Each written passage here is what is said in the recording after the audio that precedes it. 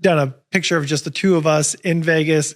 You holding the bouquet and saying something's going down in Vegas. Yep. And everybody thought that you and I were getting married, but it's actually my really, really good friend, Christy, or Kate and Christy, and they got married. I had known Kate pretty much as soon as I came out.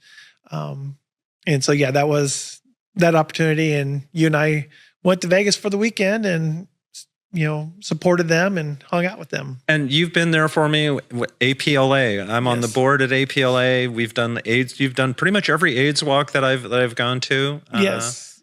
And I appreciate all of that support. But we also had other roommates. Yes. We've created just kind of like a little family. And every year we have our Christmas picture. Yes. This is one from a couple of years ago.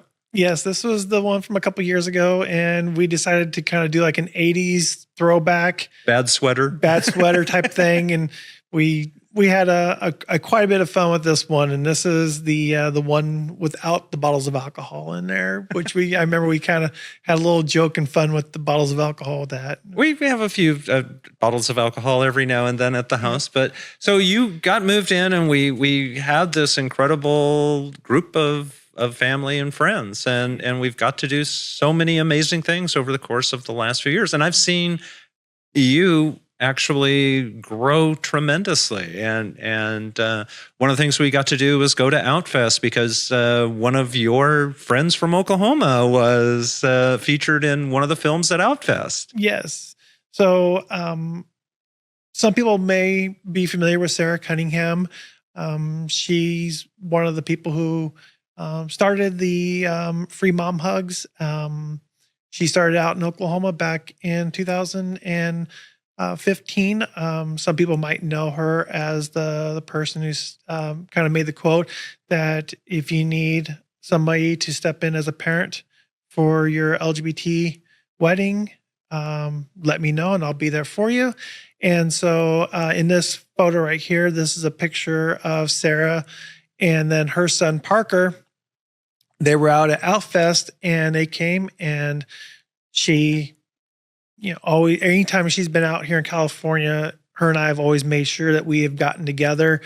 And she's just such a wonderful woman. And they're such an incredible organization. I see them every time I go to different prides. The Free Moms Hugs groups are there and they just do an amazing service to the people in the community. And having her featured in that, I think it was the Mama Bears documentary, talking about the fierceness of her love for her child and her love for everybody's children that are in the LGBTQ plus community.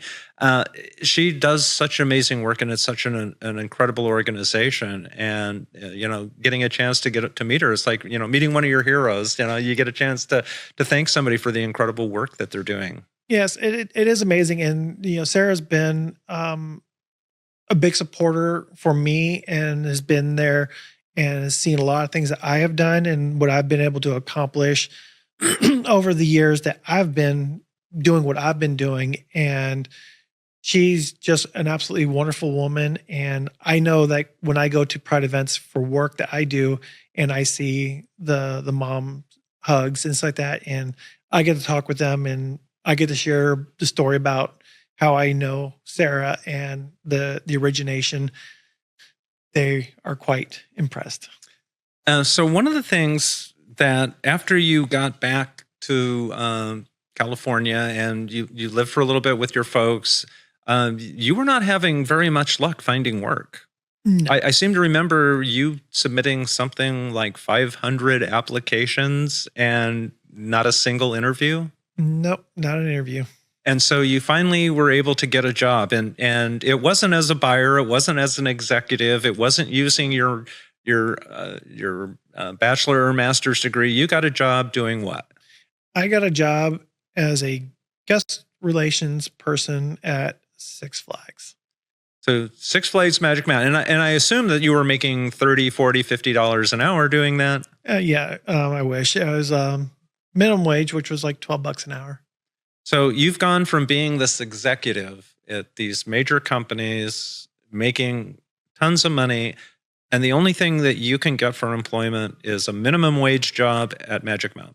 Yes, that was pretty much the only thing that people viewed me qualified for. Well, thank God you got that job, because it allowed you to get moved in, and we could do all of these amazing things over the rest of the year. But I've seen you as you have gone from a minimum no job to a minimum wage job at Magic Mountain to then going into the LGBTQ center, or the LGBT center. Yes.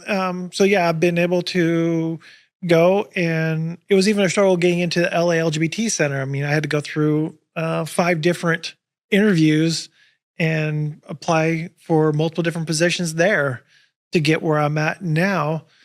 And it's been, I've now been working with them for a little bit over 6 years as well.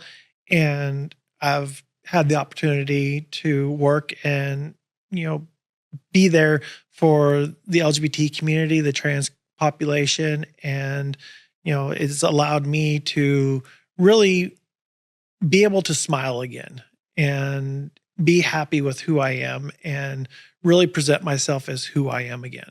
And it's allowed you to also do a lot of your advocacy work. Yes. I definitely I'm able to do a lot of advocacy work.